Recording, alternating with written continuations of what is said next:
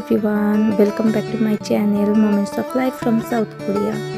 আশা করি আপনারা সবাই যে যেখান থেকে দেখছেন সবাই খুব ভালো আছেন। কথা দিয়েছিলাম আপনাদেরকে কোরিয়ান ভিলেজ ট্যুরের সেকেন্ড পার্টটা নিয়ে আসবো খুব তাড়াতাড়ি। আসলে এর মাঝখানে আমি একটু অসুস্থ হয়ে পড়ি। আপনারা ইতিমধ্যেই জানেন যে কোরিয়াতে বেশ ঠান্ডা পড়েছে, তো ঠান্ডাজনিত কারণে আমি একটু অসুস্থ হচ্ছিলাম, তাই সেকেন্ড পার্টটা আপলোড করতে একটু দেরি হয়ে গেল। সবাই একটু পাশে থাকবেন।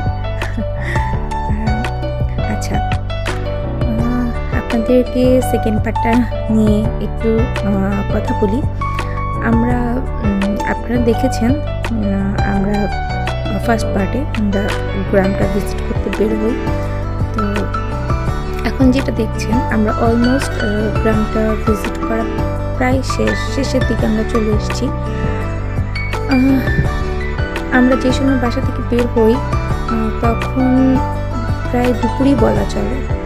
তো সেই সকাল 12টার দিকে আমরা বাসা থেকে কিছু খেয়ে দিয়ে বের হই, বাট এর মাঝখানে না আমাদের দুপুর পরিয়ে প্রায় বিকাল ছুঁই আমাদের ভীষণ ক্ষুধা লেগে যায়। ইভেন আমাদের সাথে যেহেতু আমাদের বেবিও আছে, বেবিকেও একটু খাওয়ানো দরকার। তো আমরা এখানে আসলে রেস্টুরেন্ট খুঁজছিলাম। এখানে কোনো বাস স্ট্যান্ড বা কোনো রেস্টুরেন্ট এমন কোনো কিছুই দেখতে পাচ্ছিলাম না। এই যে দেখেন এখানে একটা ব্রিজের কাজ চলছে। কোরিয়াতে একটা জিনিস কি জানেন, খুব ওরা যেই প্রজেক্টটাই ওরা করে, ওরা দিন মাস মানে ওদের বছর লাগে না। আমাদের দেশে যেমন বছর পর বছর চলে যায় একটা ব্রিজ বা একটা বিল্ডিংয়ের জন্য রেডি করার জন্য, বাট এখানে ওই ধরনের কোনো তেমন একটা সময় লাগে না, খুব কুইকলি ওরা কাজগুলো কমপ্লিট করে ফেলে। তো এই তো নদীর ধার ঘেঁষে আমরা আস্তে আস্তে সামনের দিকে এগোচ্ছিলাম আর দেখছিলাম যে কোথাও কোনো রেস্টুরেন্ট আছে কি না, কোথাও একটু বসে কিছু খাওয়া যাবে কি না। অলমোস্ট আমরা এতখানি ঘোরাঘুরির পর আমরা অনেক টায়ার্ড ফিল করছিলাম, তবে টায়ার্ডনেসটা খুব একটা গায়ে লাগছিল না, কারণ চারিদিকে এত সুন্দর সবুজ, এত সুন্দর সুন্দর দৃশ্য, সব মিলিয়ে না কেমন যেন একটা অদ্ভুত ফিল হচ্ছিল। তারপর আর কি করার, যেহেতু কোনো কিছু পাচ্ছিলাম না, আমরাও বেশ ক্লান্ত, আমরাও ধীরে ধীরে সামনের দিকে এগোচ্ছিলাম। দেখি সামনে কোথাও কিছু আছে কিনা বা কিছু পাওয়া যায় কিনা। এই যে রাস্তার দুই ধারে যে গাছগুলো দেখছেন, যেগুলোতে পাতা নেই, এই গাছগুলো মূলত হচ্ছে চেরি ফ্লাওয়ার ট্রি। ওকে, তো এই সময়টাতে হচ্ছে পাতা সব ঝরে যায়। মার্চ এপ্রিলের দিকে হচ্ছে আস্তে আস্তে করে ফুল আসতে শুরু করে। তো এই গাছগুলোতে না তখন পাতার থেকে ফুল বেশি থাকে আর দেখতে খুবই সুন্দর লাগে। আমি চেষ্টা করব আমার নেক্সট ভিডিওগুলোতে গত বছরে যে চেরির যে সৌন্দর্যটা, আমার কাছে বেশ কয়েকটা ভিডিও আছে, সেটা আপলোড করার জন্য আপনাদেরকে দেখানোর জন্য। আচ্ছা, রাস্তার গা ঘেঁষে যখন যাচ্ছিলাম হঠাৎ করে আমাদের এই বাড়িটা চোখে পড়ল। এই বাড়িটা না ভীষণ বড়, বিশাল একটা জায়গা নিয়ে করা। দেখতে পাচ্ছিলাম ওরা বেশ সবজি চাষ করেছে,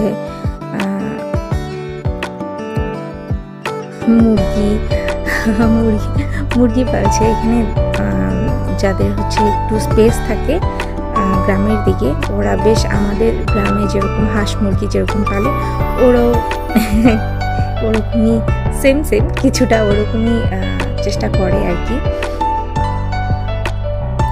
দেখেন, দেশে থাকতে বাঁশ গাছ কখনো হচ্ছে এইভাবে খেয়াল করে দেখিনি, বাট বিদেশে এসে বাঁশ গাছও মনে হয় যেন খুব সুন্দর লাগছে। আচ্ছা, এরপর হঠাৎ করে আমার চোখ পড়ে এই বাড়ির পিছনে এই মাটির, এটা কি বলে আমাদের দেশে তো হচ্ছে ভাড় বলে। তো এই ভাড়গুলো হচ্ছে ওদের বাড়িটার পেছনে সাজিয়ে রাখা হয়েছে। অ্যাকচুয়ালি এই জিনিসগুলোর ভিতরে ওরা না কিমচি সংরক্ষণ করে রাখে বছরের পর বছর। যেই কিমচি যত বছর পুরনো ওই কিমচি প্রাইস তত বেশি। কিমচি হচ্ছে এক ধরনের চাইনিজ ক্যাবেজ, যেটাকে বিশেষ ধরনের একটা মশলা মেখে সংরক্ষণ করা হয়। এটা কোরিয়ানদের ফেভারিট একটা ডিশ। আচ্ছা, আমার বেবিকে নিয়ে আমার হাজব্যান্ড সামনের দিকে এগিয়ে যাচ্ছে। তো একটা সময় আমি ওকে বলি, আছে এই বাড়িটা যেহেতু দেখা যাচ্ছে, আমরা একটু যাই, গিয়ে জাস্ট আমাদের বেবিটাকে হচ্ছে একটু ফিট করানো দরকার, কারণ অনেকক্ষণ হয়েছে ওকে অ্যাকচুয়ালি সেভাবে, যেহেতু আপনারা দেখছেনই এখানে বসার কোনো বা স্পেস ছিল না বা কোনো রেস্টুরেন্ট ছিল না যেখানে বসে আমি হচ্ছে আমার বেবিকে একটু ফিট করাবো বা ফিট করাতে পারি। তো একটা সময় হচ্ছে আমি আমার হাজব্যান্ডকে বললাম, চলোই না গিয়ে দেখি কি আর কি বার হবে। দেন আমার হাজব্যান্ড বললো, না না, আমরা অপরিচিত মানুষ, যদি কিছু বলে। তো আমি বললাম সমস্যা হবে না, কারণ সাথে বেবি আছে, আর যদি জাস্ট আমরা বেবিকে খাওয়ানোর জন্যই ওনাদের কাছে একটু পারমিশন যাব। যে কথা সেই কাজ। এই বাড়িতে মূলত একজন বয়স্ক মহিলা, একজন বয়স্ক পুরুষ থাকে, ওনারা হাজব্যান্ড ওয়াইফ, ওল্ড কাপল। তো আমরা সত্যি খুবই সারপ্রাইজ ছিলাম, আমাদের এত সুন্দর করে ওয়েলকাম করলো। আমি যখন বললাম যে আমার বেবিকে একটু খাওয়ানোর জন্য একটু বসার স্পেস চাচ্ছি, উনি সাথে সাথেই হচ্ছে আমাদেরকে ওনাদের গার্ডেনের একটা জায়গা ছিল, ওখানে বসতে দেয়। আর কিছুক্ষণ আগে যে আঙ্গুর দেখতে পেলেন, উনি হচ্ছে আমাদেরকে খাওয়ার জন্য আঙ্গুর দিয়ে যায়। আমাদের সাথে খুবই ভালো বিহেভিয়ার করে, ইভেন আমার বেবিকে ভীষণ আদর করছিল। কোরিয়ানরা কিন্তু বাচ্চা খুবই পছন্দ করে। আর এখানে আরেকটা কথা বলে রাখি, ওদের কিন্তু পোষ্য দুটো কুকুর ছিল।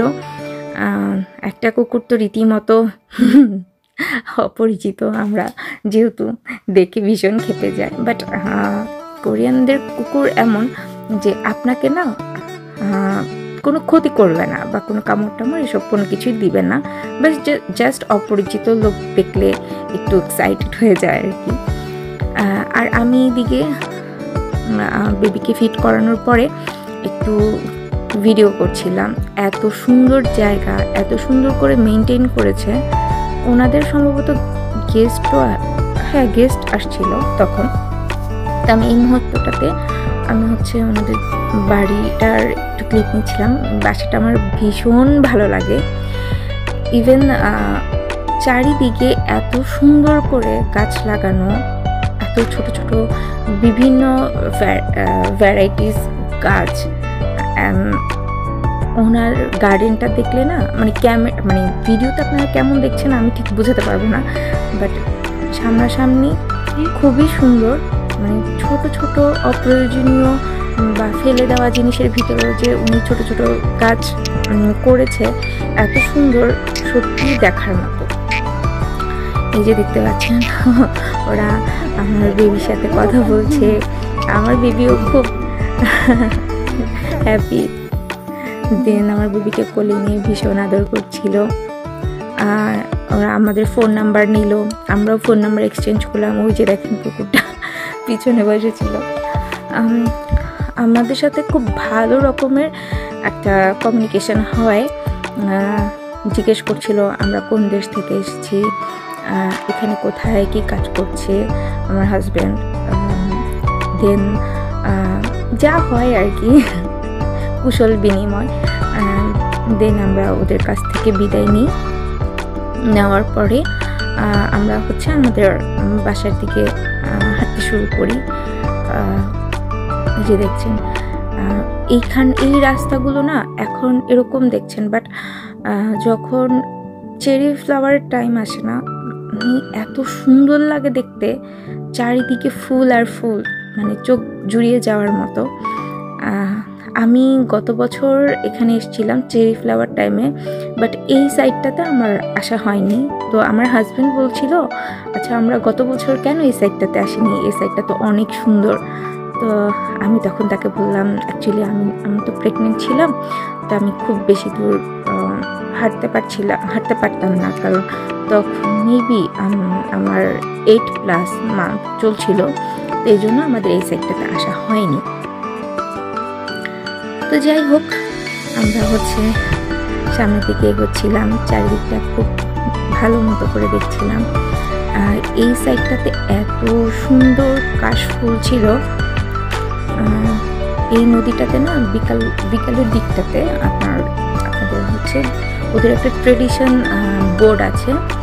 ওই বোর্ডটা যারা ট্যুরিস্ট আছে তারা ওই বোর্ডে এসে নদীটা ভ্রমণ করে দেখে। আমরা ধীরে ধীরে সামনের দিকে যখন এগোচ্ছিলাম, তখন বিকাল, জাস্ট সূর্য ডুবে ডুবে যায় এরকম অবস্থায়। আমি লাস্ট আরেকবার একটু ঘুরে দেখছিলাম পিছনে কত বড় বিশাল পাহাড়, মানে শেষবারের মতো একটা দেখে যাওয়া আর কি।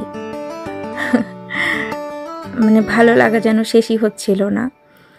আস্তে আস্তে যখন সামনের দিকে আসলাম, হঠাৎ করে আমাদের এই ফ্যাক্টরিতে চোখ পড়ে।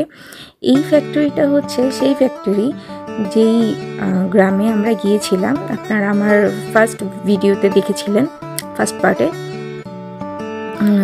ওখানে ছিল যে গরুর যে খামারগুলো ছিল, ওই গরুর খামারের ওই দুধের ফ্যাক্টরি মিল্ক ফ্যাক্টরি। ওকে, এই যে দেখেন, ওই যে সেই বোর্ড দেখতে পাচ্ছেন নিশ্চয়ই। প্রত্যেক দিন বিকালবেলা, যদি ওয়েদার খারাপ থাকে সেটা ভিন্ন বিষয়, বাট প্রতিদিনই এই বোর্ডটা বিকালের দিকে এই টাইমে যারা ঘুরতে আসে তাদেরকে বোর্ডে করে ঘোরায়।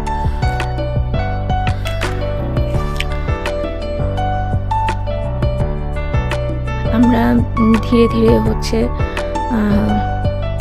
এই এরিয়াটা ছেড়ে সামনের দিকে আমাদের বাসার দিকেই মুভ করছিলাম। তো আমি একটু বেশ ভালো করে দেখার চেষ্টা করছিলাম দূর থেকে। অ্যাকচুয়ালি কোরিয়াতে তো আমি এরকম ফ্যাক্টরি এতটা কাছ থেকে দেখিনি, তাই আমি একটু দেখার চেষ্টা করছিলাম আর কি। বাট ফ্যাক্টরিটা কিন্তু ভীষণ বড়। সামনে এখন তো অটাম সিজন, তো যার কারণে কিছু কিছু গাছের পাতা লাল হলুদ দেখা যাচ্ছে।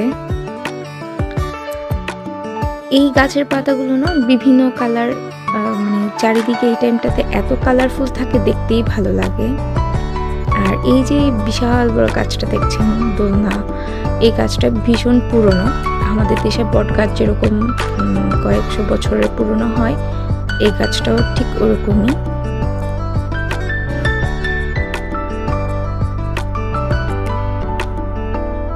আর এই যে আমরা অলমোস্ট আমাদের বাসার কাছাকাছি চলে এসেছি। আর এই সেই বিশাল বড় পাহাড়। আমরা যখন আসছিলাম তখন এই নিচের রাস্তাটা দিয়ে আমরা আসছিলাম।